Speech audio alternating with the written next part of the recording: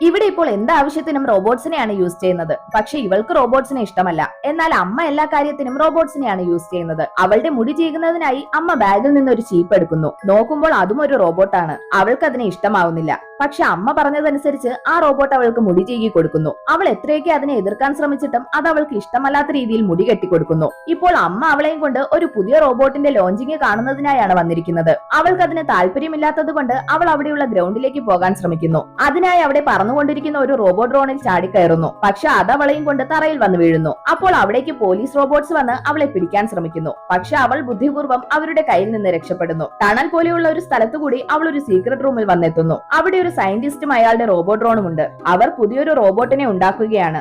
അവർ അവിടെ നിന്ന് പോയതും അവൾ അതിന്റെ കയ്യിലൊന്ന് തൊടുന്നു. അപ്പോൾ അതിന്റെ പാർട്സ് ഇളകി വീഴുന്നു. ഉടനെ തന്നെ കുറെ മെഷീൻസ് വന്ന് ആ റോബോട്ടിനെ ഫുള്ളായി റെഡിയാക്കുന്നു. ആ റോബോട്ട് ഓൺ ആവുന്നു. അത് അവളോട് സംസാരിക്കാൻ ശ്രമിക്കുമ്പോൾ റോബോട്ട്സിനെ ഇഷ്ടമില്ലാത്തത് കൊണ്ട് അവൾ അതിനെ അവോയ്ഡ് ചെയ്യുന്നു. അപ്പോഴേക്കും അവളെ പിടിക്കുന്നതിനായി പോലീസ് റോബോട്ട് അവിടേക്ക് വരുന്നു. നോക്കുമ്പോൾ അവളുടെ ബാക്ക് പാക്ക് അവിടെ തറയിൽ വീഴുന്നു. ഈ റോബോട്ട് അത് സ്കാൻ ചെയ്ത് നോക്കുന്നു. അതിനുശേഷം നോക്കുമ്പോൾ സയന്റിസ്റ്റിന്റെ റോബോട്ട് ഡ്രോൺ വന്ന് അദ്ദേഹത്തിനോട് അവർ ഉണ്ടാക്കിയ റോബോട്ടിനെ കാണാനില്ലെന്ന് പറയുന്നു. നോക്കുമ്പോൾ ആ റോബോട്ട് ആ ബാഗ് തിരികെ കൊടുക്കുന്നതിനായി അവളെ ഫോളോ ചെയ്തു പോകുന്നു.